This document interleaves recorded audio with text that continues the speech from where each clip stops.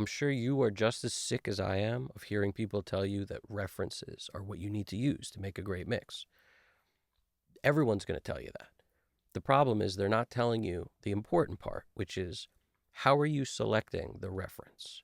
What is it about that reference that you think will help you? Let me give you some big tips here.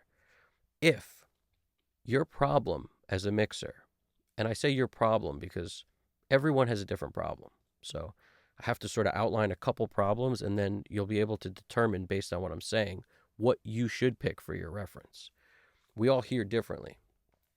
Everyone who's a human hears differently, so not just mixers. Everyone hears differently. We all have different preferences, and our rooms are all different. Our speakers are all different. So as a result, whatever you're experiencing in your room is unique to you, in your specific circumstance, even if 100,000 people have the same problem. I'll give you one that's very common, okay? And it's one that I've experienced, so I completely understand it.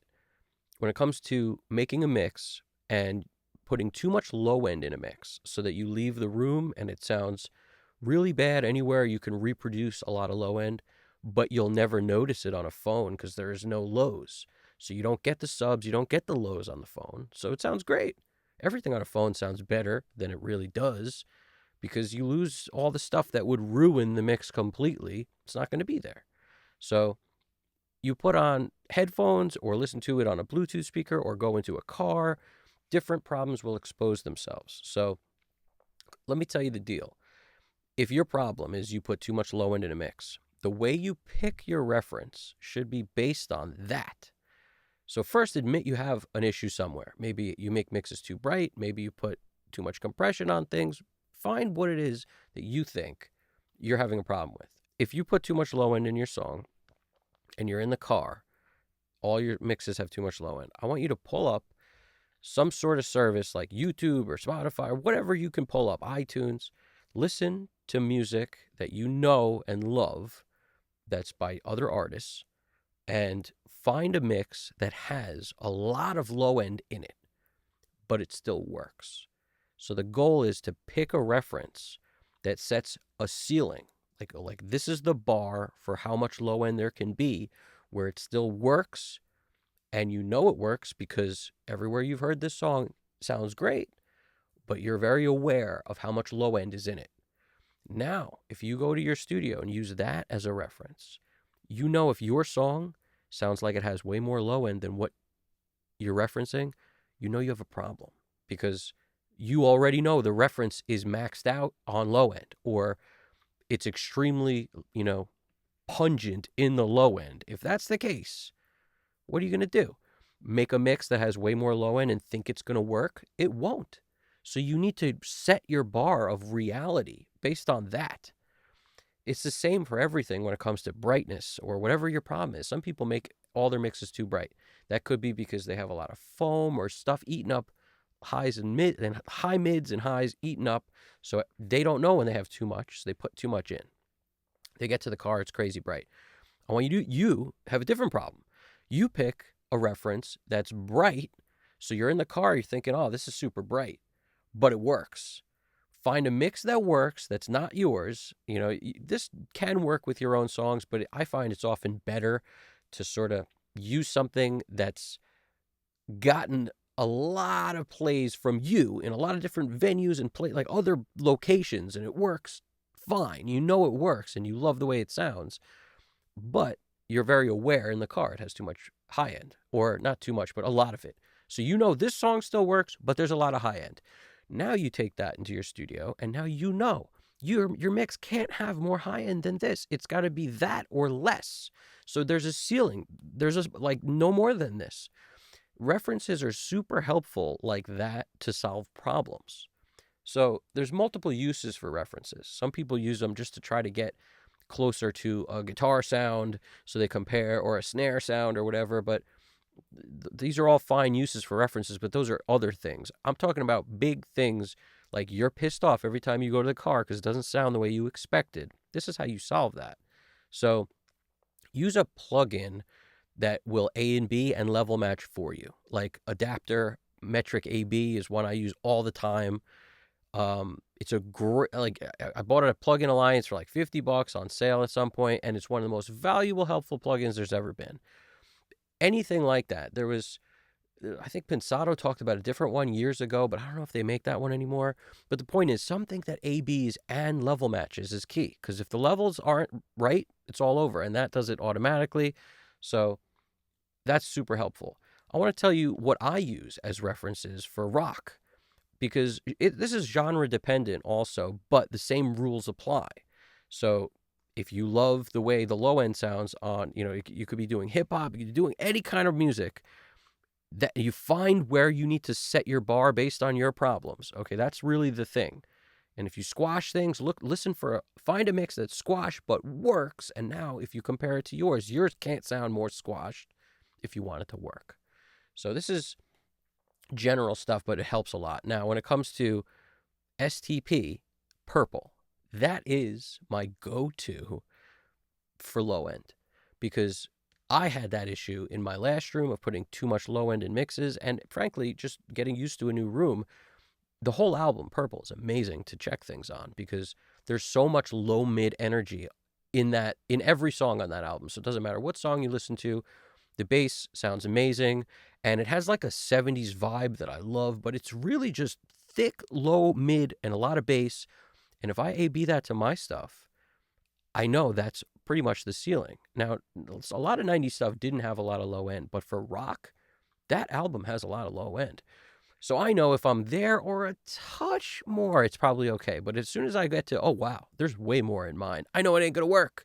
So it's like the perfect thing to set low end. Use that. Now, something very cool, if you're into that album as much as I am, about 8-9 months ago, when they released it for Atmos or whatever they did, I think that's when they put this mixer on their website. So StoneTemplePilots.com, one of the most creative things ever, purple mixer. StoneTemplePilots.com. Check this out. This is free, and if you haven't seen this, you're going to love it, but this is a really amazing tool to do more than one thing. Okay, so check this out. You get the whole album, every song. You just pick the song you want. So let's say you want Big Empty or Interstate or whatever. It loads it up. You can solo and basically decide how much you want of all the instruments. So for people like us who mix, so helpful to also hear some, like, all the details we never heard before, but also just to hear the bass tone by itself. Like, if you love the way the bass sounds on that album, solo the bass, listen to that bass, and you could be super creative. Use a loopback function of some kind, record the bass into your DAW, throw that in the adapter plugin, and A and B that against your bass. Now, of course, grain of salt, because the reason this bass tone works is a symptom of everything else that surrounds it. So if you have different guitar tones, different drum tones, you're probably going to have to make some tweaks. I'm not saying you won't, but very cool to hear what good is for a lot of us, because I can't tell you, how many times when I was starting out, I would be like very unaware, or so to speak, of like I'd be like, all right, I like this snare sound. But then when you hear what a real snare, like, sound like somebody who really knows what they're doing, engineering, recording a snare sounds like, or, the whole drum kit from somebody who really knows what they're doing, and you compare that to maybe something you recorded, that's when you really go, oh, no, I didn't really know before. That's what good is. You sort of set the bar for what good is, and then it leaves an impression, like a tattoo in your mind, of what good is. So when you hear the bass on this stuff, now you know what a bass should sound like in a kind of thick rock alternative sounding track. You know what it should sound like, because a lot of guys just don't know. And if you never had the opportunity to like intern or be in a studio, like, you may never get to hear what good is, just the track by itself, without doing something like this. So I find it so cool that they have this. And like I said, if you were so inclined, you could use this kind of thing to A and B stuff. Because one thing I know is the drums on this album sound amazing. And when you solo the drums, they sound so natural. Like, so natural. And the reason is the perfect blend of room mics, overheads, and close mics. It sounds like one cohesive unit. Granted, they don't separate it all, like there's no kick and snare. You can't remix the entire, but you have all the drums. But it is helpful to get a sense of what the picture of the drums sounded like as a whole. It's so helpful to be like, wow, that is the most natural, amazing drum sound. Now I know why it sounds so good in the album, because none of this sounds artificial. So it just sounds so good. So this allows you to know what good is on a whole nother level, because, done by one of the best of all time as a producer. Nick DiDia engineered it, another amazing engineer, and Brendan mixed it. So, this stage of where this is at is most likely like Brendan's mixes stemmed out. I would have a guess. It's something like that. I know that for the re-release, it was remixed by another guy, but I have a feeling that's probably what this is. And it's cool to hear the nuances. Like, if you love SDP as much as I do, it's really cool to hear like how some of the edits for the rhythm guitar and how it lays over, like some of the edits aren't that clean, like, but they work and you'll never know in the album. And that's the amazing thing. So many people get so crazy about all these little details that get covered up. It's the pros who knew that that's never going to get heard, that didn't stress over it. And one of the main things that Brendan would always do is like focus on speed and not overthinking things, and getting a great raw performance, everyone playing together for the most part, like very cool stuff. So it's just really, it's just a masterclass when you listen to this on the guitar tones, way more distorted than I even realized they were, because a lot of it gets eaten up. So I found that interesting.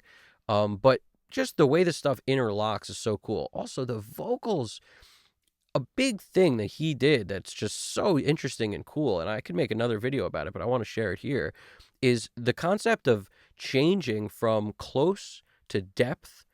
It's something I noticed throughout the whole thing. When you solo the vocals, there's like, almost no effects at all on the vocals in the verse when it's just his lone voice. Then every pre-chorus is usually like doubled in some way, or he throws an effect on it to give it more depth. And then it sounds completely different from the verse. Like they're very like polar opposites. And then the chorus happens and it's another change. So those changes are like stepping on a guitar effect pedal. It changes the scene. And as a result, it makes it feel bigger. So many people just set like the verb level and just let it ride for the whole track or whatever. That's not what he's doing. Really not what he's doing at all. He's got it in your face, close, maybe a touch of verb or a touch of slapback. Then a completely different effect for the pre-choruses. Then a completely different effect for the choruses. So just very cool the way he'll build the vocal like that. Also, he does this thing with front to back depth that's so cool. I notice it on the lead guitars a lot too, like in Big Empty, a big thing, and he does it a lot, so I caught it all over the place. But what he'll do is he'll take reverb and really turn it up, a lot of wet when something starts, like to build it. It starts like far away from you because there's so much verb on it. And then as it comes towards an end of the part, like as it builds towards the next section, he takes it off gradually. And then when the section's about to end, like at the end of that kind of vamp in Big Empty, right before the, that amazing the drum fill into the last chorus, he takes it off. So the guitar starts out super far away and feels like it's getting closer, because it is. And then all of a sudden there's like no verb at the end where it's dry in your face as it transitions to the chorus. So it gives you this impression of like coming towards you. The freaking thing starts a mile away and it gets where it's right in your face. So cool. So exciting. He does it on a lot of things.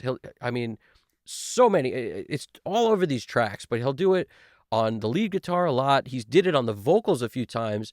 He also did a kind of thing on the drums too, where basically it sounded like there's a ton of room in certain choruses or like big parts, and then the juxtaposition of that would be like another kit. It sounded like a lot of times it'd be like a second drum kit, very close mic'd, tight room, almost nothing there, and that would be the sound in the verses, and then they'd switch to the other kit for the choruses to give it that change of depth. That I thought was so cool. It's just a number of things like this that I didn't know were there. In addition to all the percussion, the auxiliary extra percussion that's on songs all over the place that, like, you can kind of notice it, but you forget it's there, and then you hear it on this, and it's like, wow, that's why it sounds so cool. So many cool things about it. Like the song Vaseline has an acoustic guitar in it. Who knew? Like, what? Every time it's like, don't know. There's an acoustic guitar also droning a chord. Like, amazing. It's probably, now I'll notice it, but it's just something you love the song, you don't understand why, and then later you realize all this stuff that's in there that makes it so cool. So anyway, check this out if you have it. It's totally free, and I loved it, so I'm pretty sure you guys will too if you're fans of that album. It's amazing. And let me know what you guys think. I'm curious about other ways you might use references or different tools like this, but just wanted to throw as many tips as I could at you because I got a lot from listening to that. And it came out like 8-9 months ago, and I'm late to the party on this one, but wow, is it cool. And I'm so glad it's there. And I wish everybody did that. I wish every STP album was like that. I want to hear Zeppelin albums like that. Why are people not doing that? I don't know. Very cool. Anyway, let me know what you think. I look forward to hearing what you got to say. You guys are awesome. Have a great weekend. Evan Jaffe Custom Cut Studios. You guys got this. Take it easy.